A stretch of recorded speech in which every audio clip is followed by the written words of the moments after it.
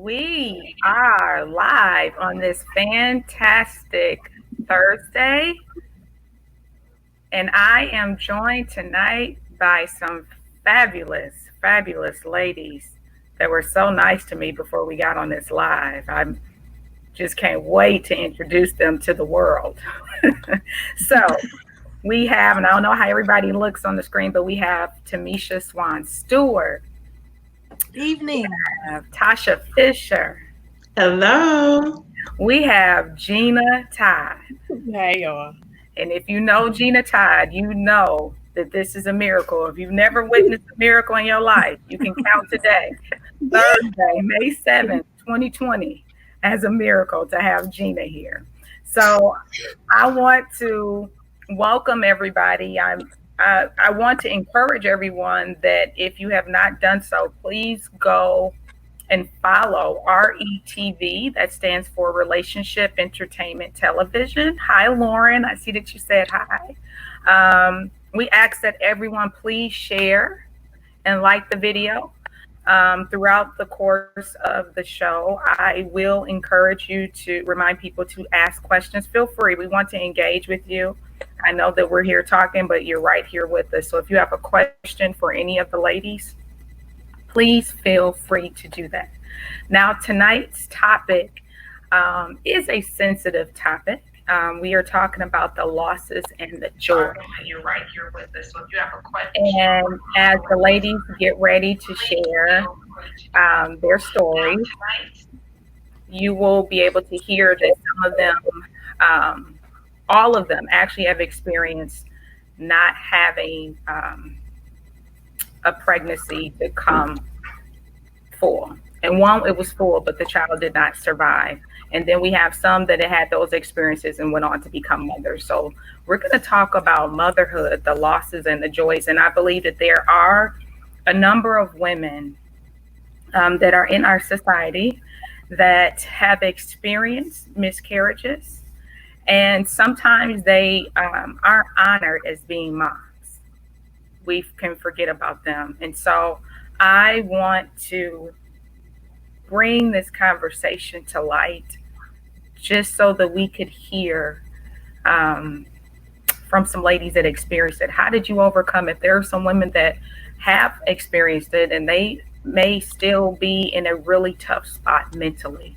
And so for those of you that are going to share your story tonight, please tell us how you overcame. Take us back to the moment you found out you were pregnant and all that came with that. So what we're going to do tonight is have the eldest go. I'm going to try my best not to shoot any shots at y'all because y'all were giving me the business before we logged on here. So I'm going to be as nice as possible. Y'all, if I told y'all what they were saying about LaToya, y'all would tell me I'm doing a good job by getting on them tonight. But we're going to go with the eldest.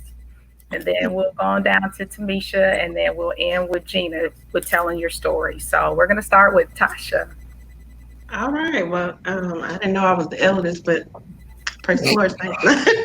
Yeah. There's nothing wrong with that. It was just a little one. Sorry, Toya. Not so sorry. No. Well, my story, it just I have an interesting story. It just starts out, I actually became a mother before I was a mother. Once I got married, I had a 1.5-year-old that I was looking after and taking care of for about 16 years. So just with that, it was just interesting because it switched my life from not being a mother to being a mother-like figure. I always would share with my stepdaughter.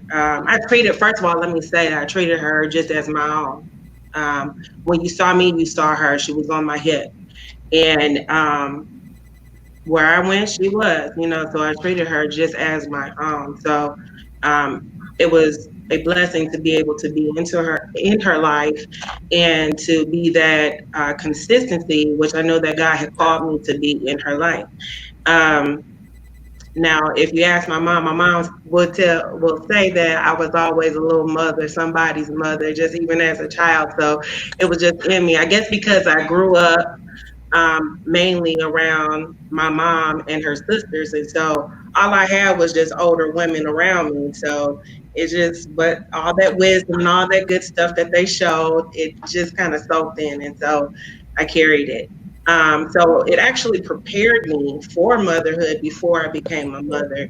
Um, and just I recall taking every opportunity that I could to instill wisdom, to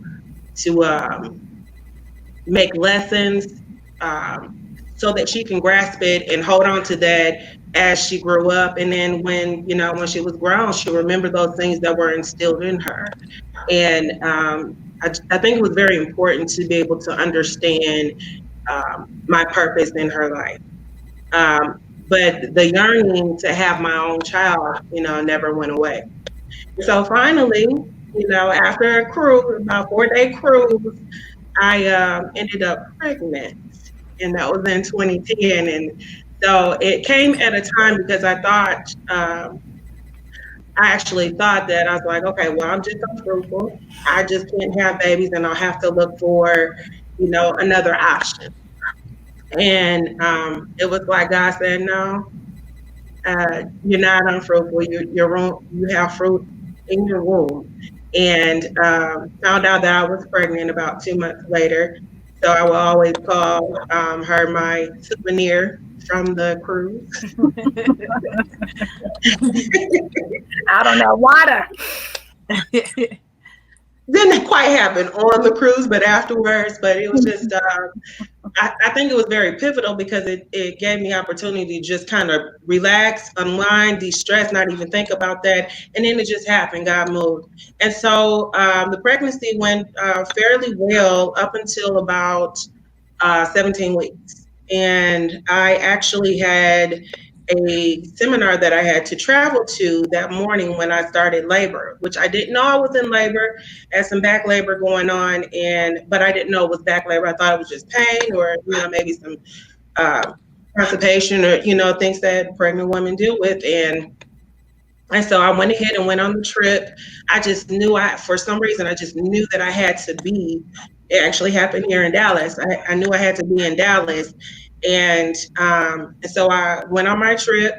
And the beautiful thing that I pulled from that particular situation was that God's hand was in it all. Even though I couldn't see you just see his hand just moving. I couldn't see him, but I saw his hand moving in the situation. And all along the way, and this just kind of unfolded after I, I ended up having a miscarriage.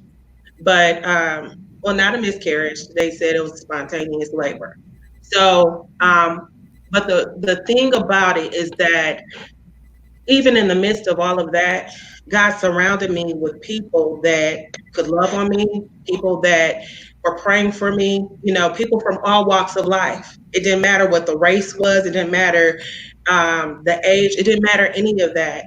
And it was actually a Mary Kay seminar. So I went, and that once I arrived, I had an event to go to, but I wasn't feeling well. So I decided not to go, just sleep it off.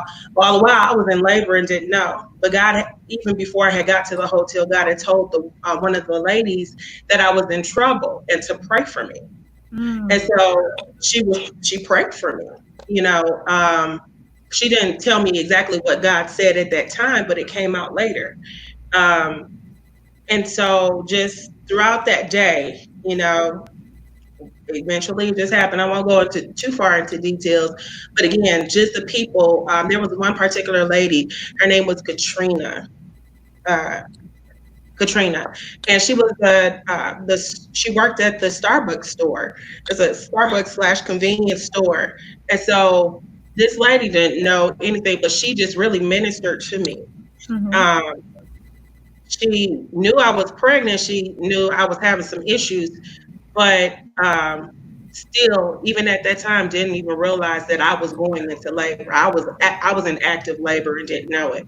And so she took a wet towel and held it on my head, put it one on the back of my neck, and just was there. And I'm like, okay, you got a shop to run, but you're taking it. I was just so grateful for that. And even when things happened, she left the store unattended to come see about me. Even during that time, uh, it was very I think the word for it was just it was hard to go. It was the hardest thing in my life at that time to go through and to experience. But even then, still relying on faith. Mm-hmm. So the first reaction when it started to happen, and I just began to cry like, no, no, no, no, this can't be happening. But even after seeing my baby's foot, I laid my hand on my baby's foot and said, even now, Lord, I know that you can do the impossible. Mm-hmm. So whatever your will is, I'm going to fight until the end. Mm-hmm. And that's just what I did. And my pain turned into praise. And there was a security guard that was that came in the bathroom with me. And the security guard, she was a woman of faith. This I found this out later. She was a woman of faith, and she was just walking and praying. And when it shifted from pain to praise, she was like, "That's it. Stay right there." She was like a midwife, Mm. a spiritual midwife, Mm-hmm. taking me through this process. And so when I say that God's hand was in it all, it's just that I lost so much blood that even as I arrived to the hospital, which happened to be the next exit over from the hotel, Wow. it was all God. And so I did pass out, but when the ambulance came, they thought that the baby was gone, that there was no baby, that there was blood. I said, but the baby blew out her own air bubble. But even then, she was too small. At 17 and a half weeks, they didn't have the equipment to be able to help her. She came too early. And so they weren't able to, put a breathing tube in her or anything like that. But I do recall that I passed out, I lost consciousness, I was losing too much blood. And, um, and I remember my spiritual mom happened to be there.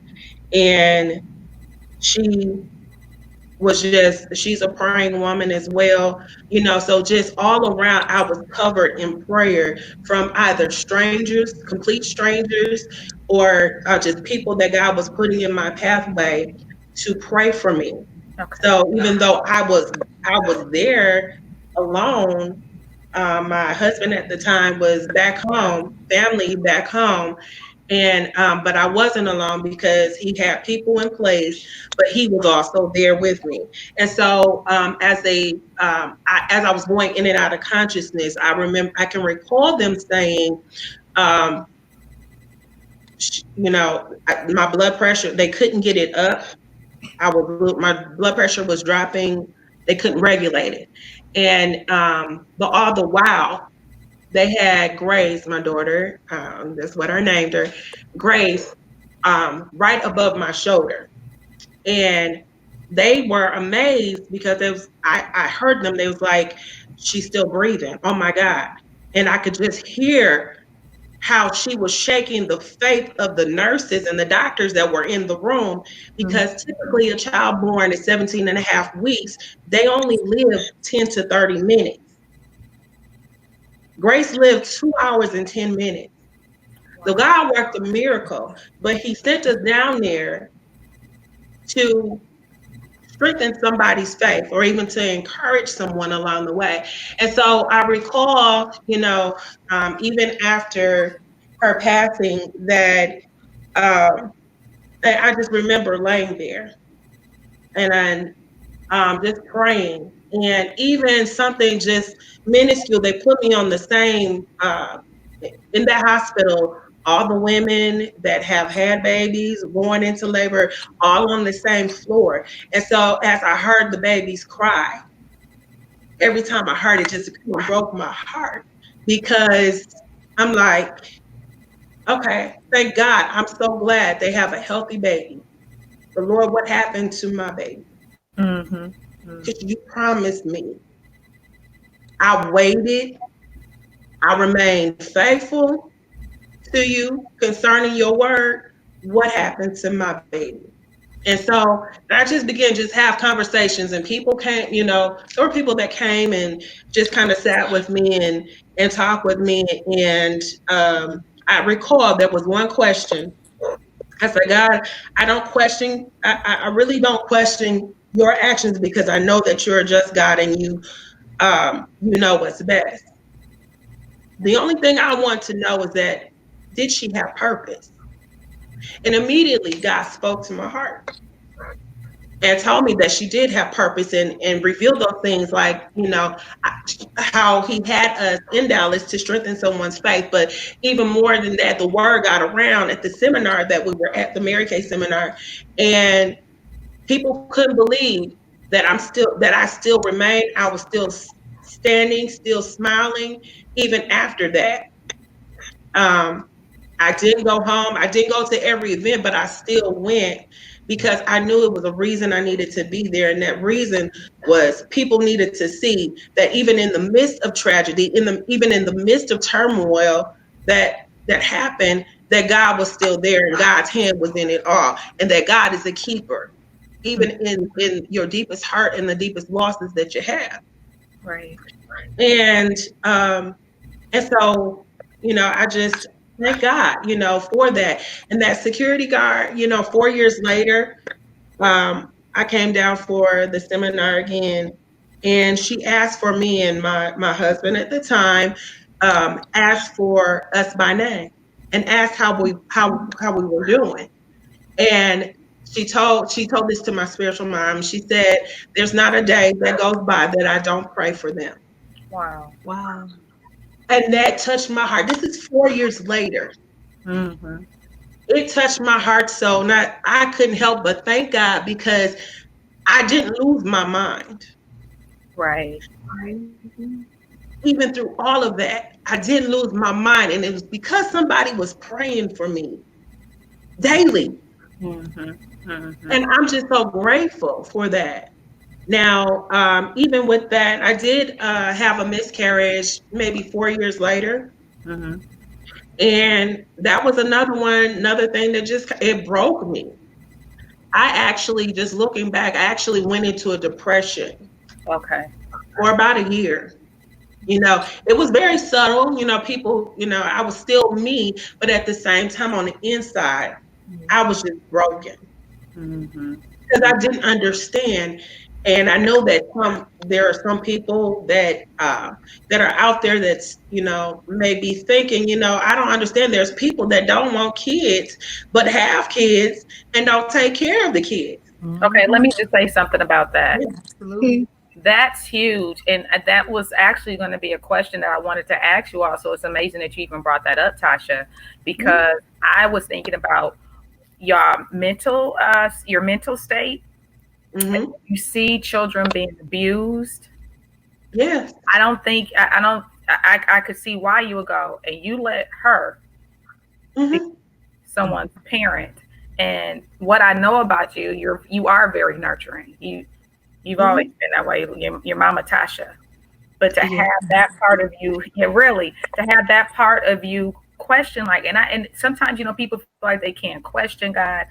If Hmm. you don't have questions, you don't get answers. Like we have to Right. start somewhere, and I believe that part of the healing journey is asking those questions, sitting in whatever space you're in. Because for me, I had all of mine, Yes. and I call them 5 beautiful surprises. Yeah. And my daughter is sitting over there. She listens. Oh, I tell them, I'm happy that you're here, but it wasn't my aim. You know what Surprise. I'm saying? So Hmm. when I see, and I'm going to let you finish that because then we're going to jump to Tamisha. Hmm. But for people that are watching, Gina's my cousin. And when she begins to talk, I'll be able to chime in and share like some of the guilt I had. Hmm. Because what I know about you all is that you're very nurturing. So it's like, Lord, her What child. happened? Yes. What happened for you to say that you were What in a happened? depressive state for a year? How did you come out of that, Tasha? Who did It you? was, it was just the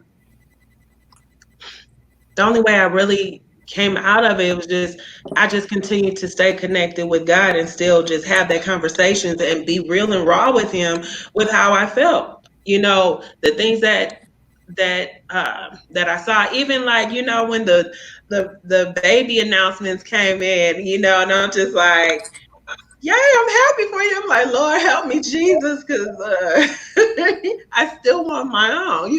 So you got that dual, and I'm just like, no, but I need to celebrate you because, soon it'll be time, my time, and I still believe that God is going to do just what He said. It's Mm, just His timing. And I had to go through this process. And so I just kept my faith in His and said, Lord, help me, and just continue to pray and just continue to surround myself with praying women, praying folks to just help me through this process. That was the only way. It was prayer. I tell you all day long, it yes. was prayer. Yes. And just really just being open and vulnerable before the Lord and allowing Him to just come on in and minister to me. Like I said, He does everything for a purpose. Yes. And so for you to say that, because we're going to get started with Tamisha, and I know Gina's just dying to get uh, her opportunity to talk. But Tasha, the fact that you said you were vulnerable, because I can only imagine, and maybe Tamisha, you can start with this. Were there feelings of guilt as if it was something wrong with you? Let me ask you that, Tamisha. Did you feel as if it was something wrong with you? And then after you answer that, you could tell us your journey of um, why you are here on this show today. I absolutely thought that there was something wrong with me. That was and is an issue that I still have. If something doesn't go, according to how I think it should go, I'm thinking, what did I do wrong? It's something that I did or didn't do, or could I have approached it differently? Um, so I went through all kinds of thoughts like, we weren't in the right position. I'm not eating the way that I should. I'm not at a weight that I should be at. All of those things came into my mind. Um, so the my husband and I got married, and we didn't start trying to have a baby until a year after we got married because we knew that we needed time to get to know one another and all of that. So I was on birth control, and I got off of it a couple months before we started trying. And when we were trying, it was just like my monthly was coming right on time every time. And then maybe about 6 months into trying, I was late. And so I knew it was something because mine, since it began when I was 11 years old, comes right on time like clockwork. So I said, well, let me not get excited. Let me just. And my husband's so nosy. He said, I'm nosy, but he's a nosy one. So he noticed that I hadn't started, it was late. He was like, Tamisha, you think you pregnant? I was like, well, I don't know. We just have to wait and see and relax. So waited about three and a half weeks. And I was like, okay, I'm finna just make this official. I'm gonna go to the doctor and I'm gonna take a test. And so on the way to the doctor, I started bleeding. And so I went into the doctor, took a test, and they were like, you have some numbers in here that shows that hormone, but it's not far enough along for it to have been a bona fide pregnancy. So I was like, okay, that's fine. We'll keep trying. So we tried again about a year later. And this time I didn't know I was pregnant until I was at work, and I was working at the church at the time. I was in a meeting and I just felt this sudden sharp pain in my abdomen. And I couldn't stand up straight. They were like, "You need to drive you home." I was like, "I think I'll be okay. I just need to go home. I don't know what's wrong." I thought I just had to go to the restroom, but I felt like I was dying once I got to the house. It was like every 30 seconds or so, I was feeling this extremely sharp pain, and it went from my abdomen to my back all the way around. And I called my mama and I was like, I think I'm dying. I called my husband, he didn't answer the phone. So I called my mama. I was like, I think I'm dying. She was like, what is wrong with you? I said, I don't know. And she was like, well, I can't get off work right now. My mom's a nurse, so that's why I called her. So she was like, let me call you back. And I said, okay. So I went in the restroom. I mean, I crawled in there and something came out of me. And it was actually a sac. So that was 2011. 2012 came along. Excuse me. And we still weren't pregnant. So we went to a specialist, and we spoke to him and told him about, what was going on. My husband got tested for his sperm count and found out it was normal. So then everything shifted to me. Like, something's wrong with you. And I knew I wanted children. I wanted them according to my plan. So I was like, I don't want to be pregnant at 40. I want to have kids and be done. So when I turn 40, I can be, back to being fine, Right. and then just that didn't happen. I mean, I'm fine, but I mean, Of course. I have a 2-year-old, about to be 2-year-old. So anyway, so after we went to the doctor, it was becoming stressful for my husband and myself. So he knew that there was nothing wrong with him. So he was like, maybe it's not meant for us to be together. And I was like, what? You base our entire marriage on having children? And because we're trying and we had 2 miscarriages, that means we're not meant to be together? I mean, it got to the point where it was driving a wedge and separating us from being on one accord in the marriage. Okay. So there was some issues there. We had to go through some counseling. And there was I was under a lot of stress. My husband was not able to keep a job for the early part of our marriage. And so that really took a toll on me, having to be the breadwinner, having to be the head of household, basically. And my job kept me busy. I was working at the church as an assistant manager, communications director, and I was over the choir and over the praise team. At the time, the ministry was like at least 6,000 people. So we were having 3 services every week. I had to be, 3 services every Sunday, service on Tuesday, rehearsal on Wednesday, rehearsal on Thursday. So the ministry consumed my entire life. After we went to counseling and we went through the process of, getting marital counseling to get back on the same page, I got pregnant again. This time, it was going well. We were happy. We told the family. I had just made it past the first trimester. We told the family and everybody was excited. Then I had a death in the family. The last, my great uncle, he was the last to die out of my grandma's siblings. And it was hard for us. I went to Detroit to the service, came back home, and I started to bleed. But I didn't think anything of it. I was like, my husband and I missed each other while I was away. So I just thought it was because, we was a little excited to see each other. But the next day I started feeling some cramping. And so I was like, something may not be right. So I scheduled an appointment to get an ultrasound, went to get an ultrasound. Mind you, I'm 12 weeks at this point, about to be 13 weeks. So ultrasound, the technician is just pushing and pushing and pushing. I'm like, what's going on? And she was like, you're pregnant, but there's no baby. And I said, how is that?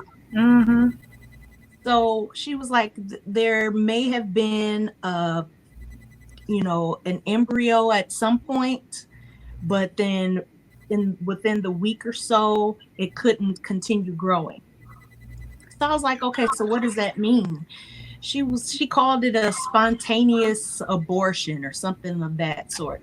And so I was like, I don't understand how I could be pregnant and not have a baby. I mean, what else would I be pregnant with? Right. Church folks be like, I'm pregnant with possibility. No, that ain't no possibility here. What is going on? Right. So they gave me some medication to Help induce with that. labor. Yep. Okay. So I literally was in labor at church at a rehearsal. Yeah. And it got to the point where I couldn't even stand up anymore. I had to leave rehearsal. My husband had to take me to the emergency room. And so I had the miscarriage there. At this point, I'm like, God, your word says be fruitful and multiply. So we know that's the purpose of marriage, right? You're supposed to have children. That's part of it. Both my husband and I grew up in church. We both, consider ourselves to live righteously, and we just didn't understand. So I said, well, instead of getting angry at God, which I could, I felt like maybe if I take a different position in my thought process. And so I relinquished my responsibilities at church. I started working out. I changed how I was eating. And then my husband got this big break with Tyler Perry. So we're like, yay, he's going to be an actor. We're going to have this huge Hollywood career. We were so excited. He was gone for like 2 months. And then I was flown down to Atlanta where he was, saw the taping of the play. And, that was the first time we had been separated. So that separation was good for us too. So unknowingly, my son was conceived in Atlanta during that whole Tyler Perry play thing. And so I had Davidson, my oldest son, and had no complications through the pregnancy other than just me gaining like 85 pounds. Other than that, no complications. Then when he didn't want to come out, so he had to be evicted. We went to get induced at 8 a.m. I got induced. It was about 5. The doctor was like, you're only 2 centimeters dilated. I was like, what? So she broke my water, which is very painful. And then she said, we'll see how far you get. So about 10 o'clock, 10:30, she comes back. She was like, you're only 3 centimeters dilated. And they checked my Davidson's heartbeat, and it was slowing down. They were like, we're going to have to do an emergency C-section.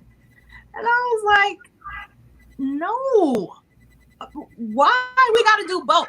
I mean, some women go through labor and then pop, the baby comes out. Or some women have a C-section and that's all they do. Why did I have to have both? I was mad about that. So had a C-section. Davidson was arrived at 12:02 a.m. I chose to breastfeed. And that was a struggle. My milk didn't come right away. So it was stressful. I wasn't hardly getting any sleep. That Friday, I was supposed to be checked out of the hospital. The nurse said, let me check your vitals one more time before we let you go. And my blood pressure was 180 over 100. And I was like, I don't feel anything. I don't have a headache. I don't feel sick to my stomach. I said, I just feel really tired. They were like, okay, well, maybe something's wrong with this machine. We'll get another one. Got another one. Blood pressure was 200 over 120. So they were like, okay, we can't release you with your blood pressure like that. We're going to give you some meds. And so they gave me some meds. I had to wait like 6 hours for my blood pressure to get down to about 160 over 90. And they were like, well, just take these meds over the weekend and then we'll check on you Monday. Monday came around. My blood pressure was like 180 over 110. So I had to do a sample, urine sample, and they found out that I had preeclampsia. And it was postpartum preeclampsia. So I had to be readmitted to the hospital, stayed there for like a week after I had my son, and I couldn't be with him. He couldn't stay with me because they wanted me to get as much rest as possible. I couldn't really have visitors. I'm like, okay, all this time I've been trying to conceive and I finally have a baby.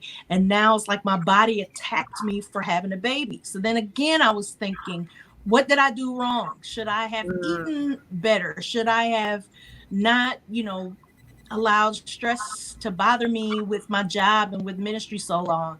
So every time, like I said, Toya, every time it always turned back to something I did wrong. So I got out of the hospital, went to the doctor again, like 2 weeks later. My blood pressure was decent, but she was saying, because of, Black people's hereditary, things, that you probably have to stay on blood pressure medication for the rest of your life. And so I was like, gee, thanks. So I had preeclampsia, then I had blood pressure issues. So I was like, I'm not having no more kids. God gave me this miracle son. I'm so glad he's here. He's so special. He's so smart and so handsome and so funny. And I love him and I'm good. Right? So we moved to Atlanta. That didn't work out. We came back home and my husband was mad at me again because the Atlanta thing didn't work out. So we weren't really vibing all that well. And then I end up pregnant again.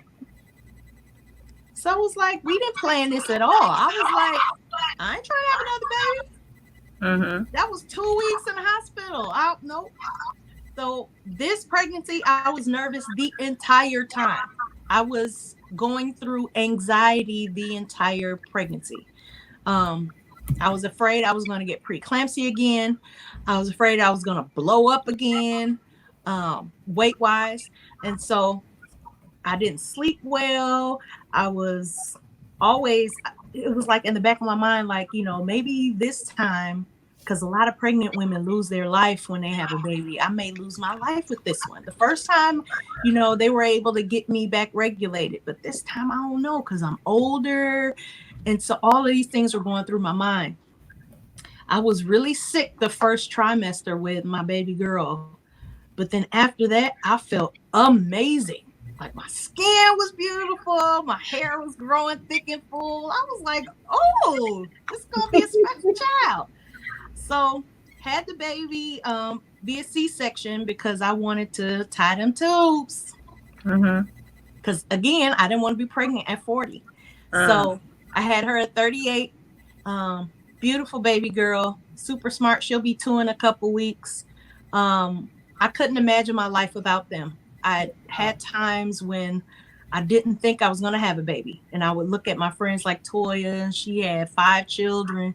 And I'm like, man. No trouble getting pregnant. I mean, where's my fertility? Like, I didn't know. I thought it was something wrong with me. I really did. And I understand now. God's timing is not ours. We can make plans, but God has purpose. And his purpose exceeds our plans. Yeah. And I noticed that, I don't know if she pronounces it, Lisa Hines, but she said delay is not denial. And she had written that earlier, Tasha, while you were speaking. And I believe that with all of your stories, and then we'll get to you, Gina, it hasn't happened yet for Tasha, but she's the one that don't mind it being after 40. You know what I mean? So, I kind of don't have a choice. I'm hit 40 already. She don't mind. But Gina and Tamisha represents, okay, it did not happen initially, but eventually it happened because Gina has some beautiful children herself. So, Tamisha and Tasha, thank you, because I believe that your stories are contrasting in a good way, because Tamisha went to the mindset of, man, it's something going on with me. Like, everybody don't immediately go, their first thought is not going to be, oh, this is an opportunity for God to show himself strong. Some people are doing that. And so it's a blessing for you, Tasha. Um, Lisa said, hey, Sarah was 99, right? So Listen, I don't need to be 99, okay? That's Liza Hine. We gotta have that conversation. And don't do me like Sarah Lord, please. Tammy, hi Tam. Tammy said after 40 is a great blessing as well, because she's a mom that did it after 40. So for women, what we're like, we were talking last week about this standard that society places on us. That you should have your 2.5 children and your marriage by a certain age, and that's just not the blueprint. That's boxing your life in. That's boxing God in. This is how he had it. You know, sometimes we don't, like I told you, I didn't necessarily plan mine, you know, but they're here. I'm grateful for them. They're here. So it brings us to my Gina. Gina, tell us about your journey into becoming a mom of those fantastic children that love their mama so much. I haven't heard them this entire show. They are up, not in your way. They're doing a good job staying upstairs. Good. I didn't plan mine either. Okay. I did feel like something was wrong with me at first for the first one. Okay, so I was back in 2002.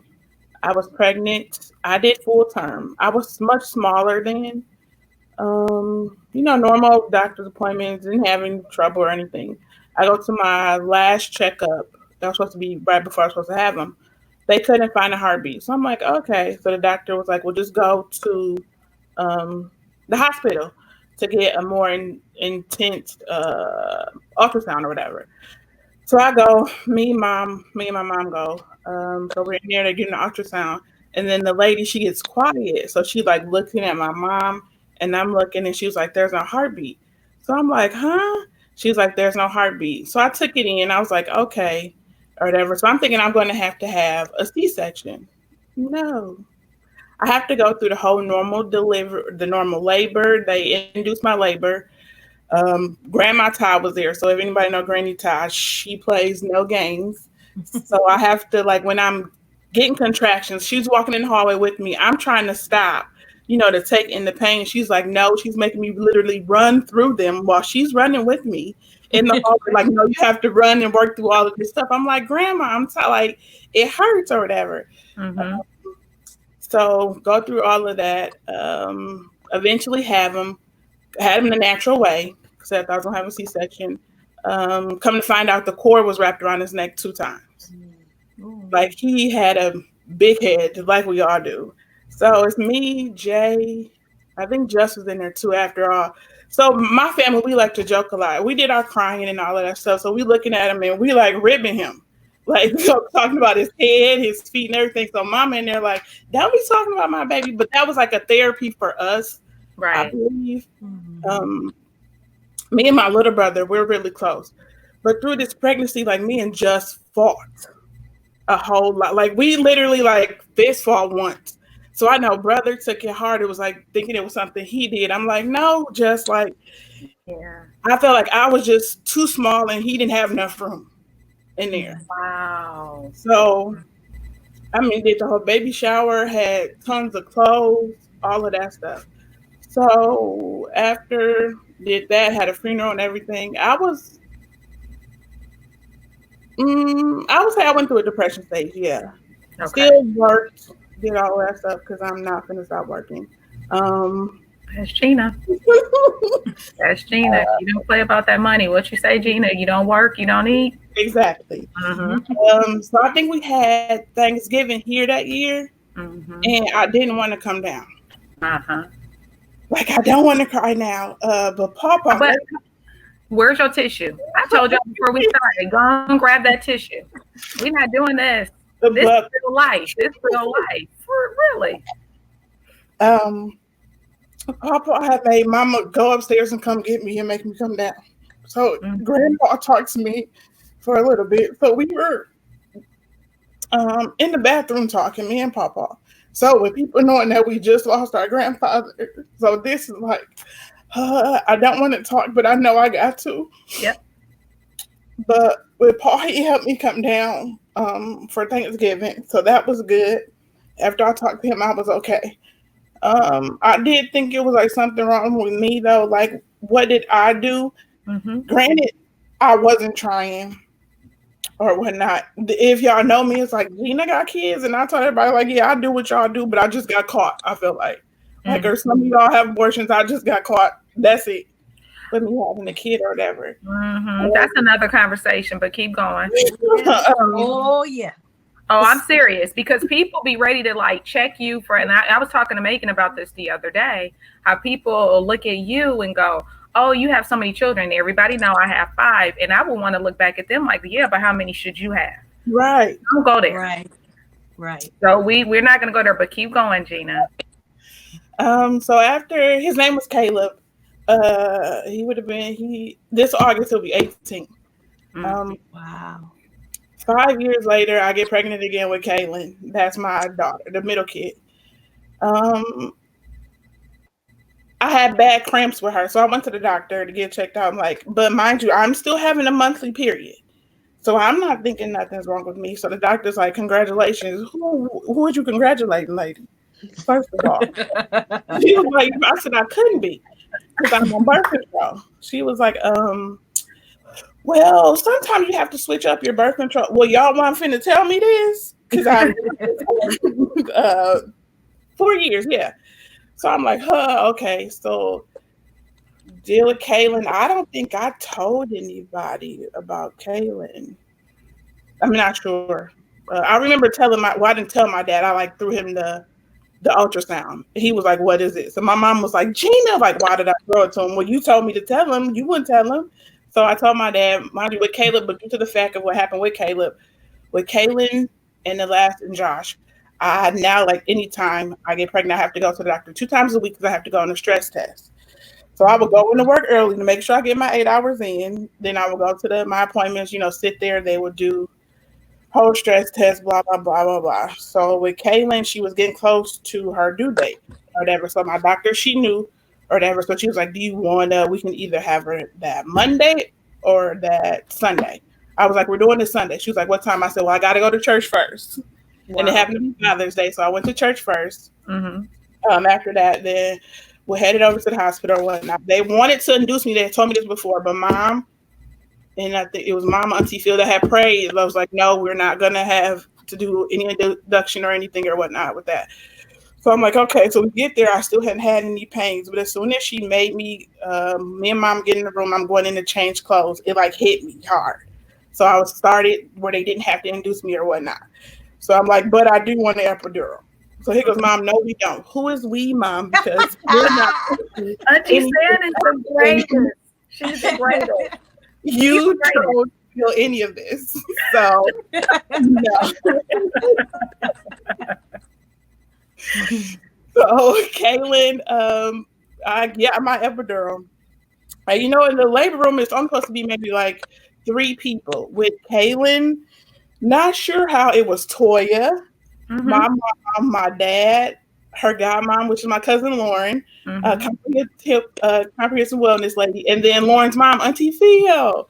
Yeah. So they were all in the room while I'm about to deliver. How, we have no clue. Lauren and Auntie Phil is back there arguing because Lauren is mad that Auntie Phil is in there like, well, Mama, how you get in here? She was like, I don't know. I just walked back. So with Kaylin, everything worked out fine. I pushed her out or whatever. I went to sleep. Like after I had her, I don't remember anything. But I remember waking up and Toya's holding Kaylin and they're talking. And I'm like, why is she not asleep? Like, what's going on? But I roll back over and I go to sleep. So that's my second one, Kaylin. Josh, he's the last one. Geez. Once again, still having my monthlies regular again. Changing my birth control. Like, what the heck? We have it like, no, we're not congratulating again. Like, we're really late.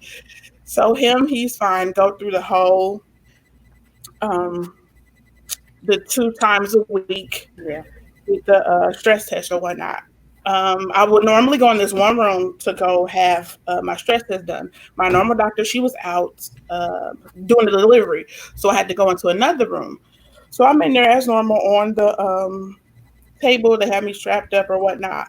A different doctor come in or whatever. She was like, "You're going to have a baby today." I said, "You lying?" And I was like, "Oh, I'm so sorry," because I didn't want me to say, "You lying?" I was like, "Huh?" She was like, "Yeah, her office is right next to where it was at, well, where I was doing the stress test at." She was like, "His heart rate is going up and down. You're having this baby today." Mm. I'm like, "I can't." I was like, "Can I go home and get my bag or at least leave my car there so I can have, we can have one car to go get my mom?" She was like, "Go get your bag and your mom and you go right to the hospital." Mind you, I had just packed my bag. It may have not even been a week. Wow. He wasn't supposed to come till February, but he came end of January. So we go to the hospital. They strap me all up. His heart rate is still going up and down, up and down. We're still waiting or whatnot.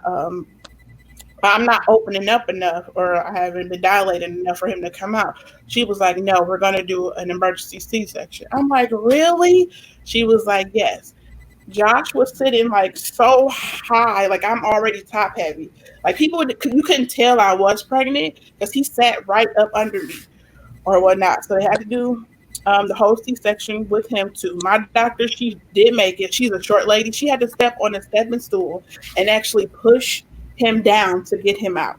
Wow. He comes out, the cord is wrapped around his neck as well. So Wow. have we waited? And tell everybody his middle name. Chance. And why did you give him Chance? Joshua Chance, because it was my second chance at having a boy. Oh, Child, if you meet him, you would be oh like that. Yeah, that's him right here. Like I knew he had to come. I'm Yeah. not sure why, Yeah. but he had to come. Also with him too, um, his due date was on his uncle's birthday. His uncle had passed away on his father's brother. So it was like a second chance on both sides. And his name is Joshua. So that's why he got Joshua and Chance. Wow. So with my Thule, well, I call him Thule. Um, yeah, and I don't know what it is about those boys. Mm-hmm.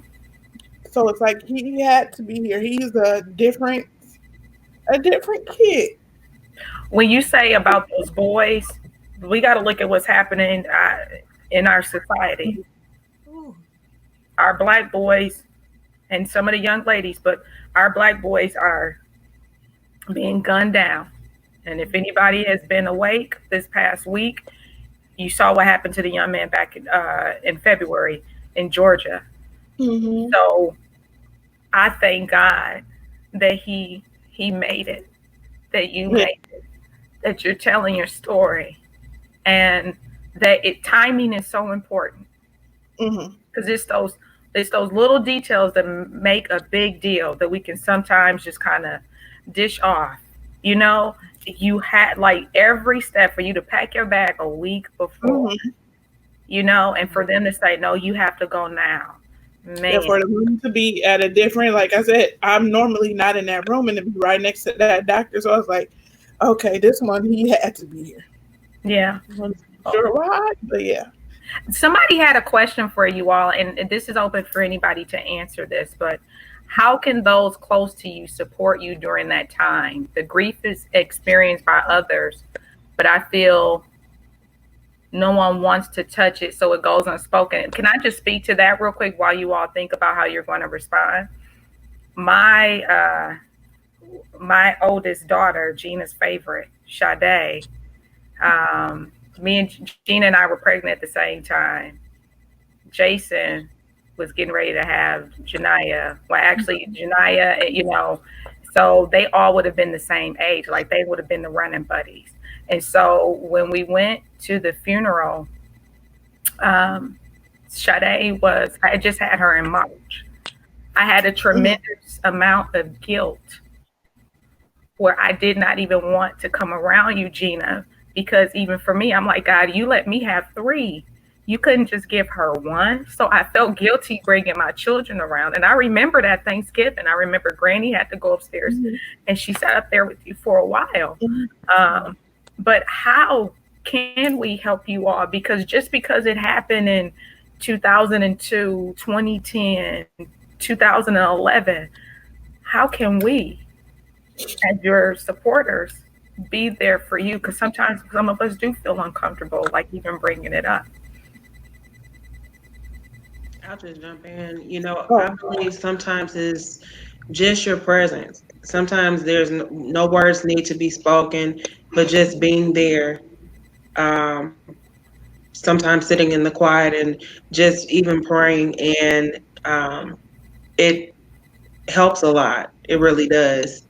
And even when we do need to share or talk, just being that listening ear. Um, I can say that's what helped me along the way, because there was many times where, you know, my sisters will come by and we'll just sit in silence, and totally comfortable with that, was no problem. And I appreciated the silence, because sometimes when you lose, you don't necessarily know the words to say that will bring comfort. Mm-hmm. And but presence makes all the difference. Just like when we go into the presence of God, everything that we worried about, or everything that we that plagues us, or depresses us, or whatever the case may be, it just peels off. And so the power of presence, it really speaks volumes. The human touch speaks Yeah. volumes for us. Yes. So in that way, I believe that you can support us, um, and it'll help us to take it. We just have to. Some people will say, some people, I will say, that have set grief times. Okay, you should be over that now. No, um, that's not necessarily the case for everybody. You just have to learn to take it moment by moment and just build on. You live on, but you build on, and you just have to take it moment by moment until you can take it um, day by day, or whatever the case may be. But uh, I think that will be the best way to support, is just be there. Tamisha or Gina, either you want to chime in regards to that? Yeah, I actually put on the church face. So I was embarrassed that I lost the baby and was trying to make jokes and things of that sort to kind of keep my mind off of it. And so that I wouldn't have to have awkward conversations. And I say the church face because I still was very, very active at church, and I didn't want people to, I was a leader, so I didn't want people to see me grieve. I didn't want people to see me upset. I, sometimes I play too strong, and that's kind of the issue that I had, not feeling comfortable with actually sharing my grief. So that second, after that third miscarriage, I chose to handle it differently. I chose to spend time with God and to kind of re-love myself, um, so that I could get on with life, so to speak. When I think about it now in retrospect, I would have 5 children just like you, Toya. Mm-hmm. That doesn't go away because they're not here. So I'm grateful for my children. I'm grateful for my circle. My family didn't know all the details. They'd be like, you still not pregnant yet? No. Mm. Y'all need a book to show you how to do it. I mean, that's Oh, the type of Not a that's book. the type of people that was around. So because those were the people that were around me, we were always up front. I didn't put my grief and my mourning out there. And I kind of wish that I would have, there wouldn't be such a stigma against therapy. Because I would have definitely seen a therapist at that time. Oh, can I stop Somebody to there? talk to. Yep. Since you said therapist, for those of you that are watching, we have a great therapist that has been on the show a few times. Lauren Todd, her information is at the bottom. You can reach her at her email, her phone number, comprehensive wellness. I really want to push that for others because sometimes, like hearing you say that, y'all need a book to show you how, and sometimes we can say things out of our mouths, not realizing how we are really causing damage to someone. This is why we have to really be careful with this tongue because Yes. you don't know what you're saying to someone. Oh, and Lauren has another question for you all. Do you celebrate the time you had with your children? If so, how? Thank you, Lauren, because that's a great question. Like, do you honor the time like around their due dates, or like in Caleb's case, every year? How do you honor your child? My kids don't let me forget. So Kayla and them, they remember and I forget. Like when Mama, it's about to be August, I'm like, oh, child, show is. So we go and visit, do the balloons, all Okay, that stuff. Do good. that. And then you say I did go to like a support group Okay, after. So I went a couple of times. And then I also with well, Mama, she won't care. Mom, we know Mama losing Nia too, so we were able to talk too. And I'm more of a visual person, so I made like a scrapbook. So the kids they'll go through it and they'll look and they'll see pictures. Like his hair, his band, and do all of that stuff. So yeah, yeah, so we do celebrate it. And they make sure to remember. And my kids even still argue over who was first, second, and third. Like Josh the other day told Caitlin, I was her first. And we're both like, I'm not sure how you were first, but you're first son. And then my kids also, they feel like they're single, like they're the only kids. I don't know why. I mean, I do try to spend time separate from them to give them each their time with myself, but yeah. it's just weird. Like I don't get that how they do that. But yeah, to answer the question, yeah, I do. We go there, celebrated birthdays, do balloons, cake, everything. Fantastic, Tasha. Well, the beautiful thing with the hospital I was at, they gave me a memory box. And so in the box, I have her little dress, her hat, her hand and footprint, and um, card cards basically. And so anytime that it's not necessarily in around the time of her birth, um, but anytime I just feel a little down or I'm thinking about her a little bit more, I'll go and I'll look at her pictures and just, thank God for the opportunity to be her mom because you know what? She was a little sassy girl. It came out. It's just she was just sassy. I thought she was a boy, but she was a girl. So, but she was very sassy. I I just had wonder where she got the I sassy. don't know. And we don't even need to discuss that. So I just, I just wonder that. I don't know either. It's a mystery. Maybe it was a grandmother or something. I don't know. But so I will just sometimes I'll go and I'll open up the memory box and um, just look at those pictures and just remember that way. And sometimes on the day I'll put up just a single flower, and my saying was always "Good morning, Grace." Wow. And so, for those that walk with me through the process, they knew exactly what was going on when they saw Good Morning Grace in the single flower. Wow.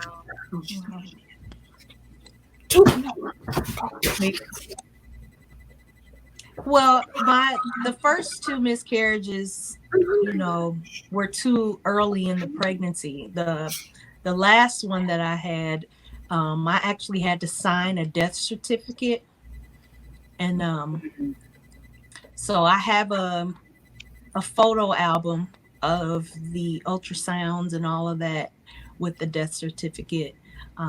It was too soon to know if it was a girl or a boy, but they're just my angel babies. And I trust that, when I get to heaven, I'll see them. Wow. I just, I want to say this. I believe that is so beautiful. that you all are still honoring the fact that they were a part of this world, Mhm. no matter how long they were here, and more importantly, a part of you, because it started with you. I appreciate you all coming on here sharing these heartfelt stories. I know I could have done a show with ladies talking about, some of the most embarrassing moments being a mom and all that we go through, and we have stories for days. But there are a lot of women that Tasha represents. They haven't been able to do it that way, or what we call the natural way. But someone, Ms. Hines also brought up as well, adoption. There are a lot of women, men that are becoming parents that way, because some people realize I'd rather my child be in the care of someone that can take care of them better than I can. So therefore, that's an option, because I don't want ladies that have adopted to feel as if they're not a mom. Like Tasha, the work that you do, she works with our adult population that need assistance. And so that's a mother role. They still need Yes, the nurturing, they absolutely. still need the guidance. And it's the heart that you have, Tasha, where you are being a mom, Mhm. and you're the stead for a lot of them because their mothers can't be with them right Right. now. And Mhm. so God has you there.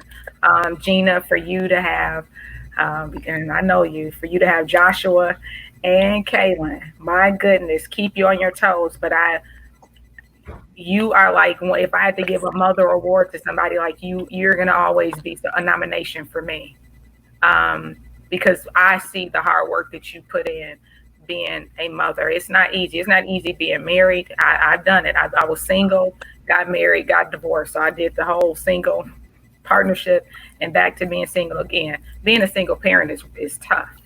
It's just tough being a parent, period. And so all the hard work that you do, Gina, thank you. And then she's about ready to yell at one of her kids now. For all the hard work Well, she told that you do. It is not going on. me. There goes Hi, Josh. That's Hi, Josh. Josh. He had to get it. He had to get it. He So had to handsome. get it. So Josh. and Tamisha, to you, thank you for the Parker show, and Davidson show. I'm telling you, everything in life has a purpose. And Nicole said, we appreciate each of you for sharing your transparent stories. We pray each of you are healed even more for sharing and helping others. You are true sheroes. We love you and continue to live your lives on purpose. I am so appreciative of you all coming on. I know that we have a lot of mothers that are watching. I want to tell you all thank you for tuning in with us. Some of you may not be a mom yet, but when you are helping your sister or your cousin or your friend with her children, Gina, we always talk about that village. Mm-hmm. We Oh, need yeah. the village. You may not have physically birthed those children, but there is still a seed that you can plant in their lives. So we need you. We need everybody to keep sharing their stories. But before y'all get off, because y'all not getting off that fast, um, I want you all to think about something that you're grateful for. Gina, I'm gonna let you go first. Then Tasha, then we'll end with Tamisha. Something that you're grateful for as soon as you get off of mute. Because Joshua decided to turn on YouTube in the kitchen. um, what am I grateful for? I'll say them. I'll say Kaylin and Chance. Okay. Just because they helped me get through Okay. everything. Yeah. Okay. Tash. Well, I'm grateful for my support system. So my family, my friends, my sisters, because I don't have any biological sisters, but my best friends have become my sisters, my inner circle, and I'm grateful for the opportunity to even experience pregnancy and having a child just for the time that I had. I know my story's not over. It's That's not. right. It's That's not. right, It's Tasha. not. Misha. Right. I'm thankful for my mother who raised me, mostly single mother raised me, and I wanted to have children so I could be like her. So I'm thankful for my mom. Wow. And I'll say this, and not just because it's Mother's Day, but I think we all need something um, that can help, like, give us that inspiration to keep going. It's real easy to get super saved and say Jesus is all I need, God is all I need. But when you're in the thick of things, I know for me, what has kept me going were my children. Because one thing that I did ask God was, Lord, please keep me on this earth until my youngest is 18, because I did not want anybody else to have to raise them. So I'm grateful for God trusting me to instill as much as I can into those 5 human beings. I'm grateful for that. I'm grateful for knowing you 3. I'm grateful that I can call you all friend. Gina, we know each other by default, but still friend. Like I love you all tremendously. I thank you for sharing your stories. You don't know. There are some women that have gone through that. They can't talk about it. They're not at the place where they can talk about it. So the fact that you all came on here tonight and share with us, I'm so grateful for all you lovely ladies that are telling each other Happy Mother's Day. Take care of yourselves. We got to take care of ourselves. So my prayer is that everybody has a wonderful weekend. Please meet us back here next week. The topic is going to be on preachers' kids.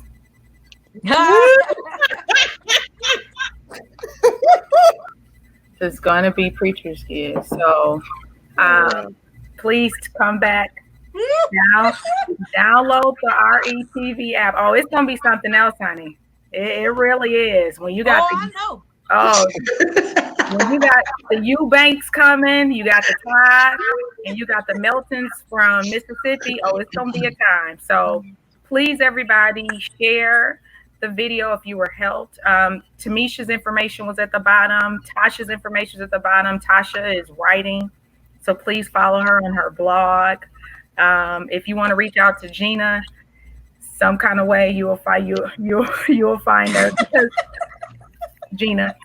Hi, teacher. Hey, and don't forget, because let me tell you all something. I can talk about it, but you all can connect with some women that actually experienced it on a different level. And if you need counseling, Lauren Todd's information, Comprehensive Wellness, is at the bottom as well. So I love you all so much. Now, you 3 don't hang up just yet. But everybody else that has been with us, thank you. Please come back next week. Have a wonderful night. Good night. Good night.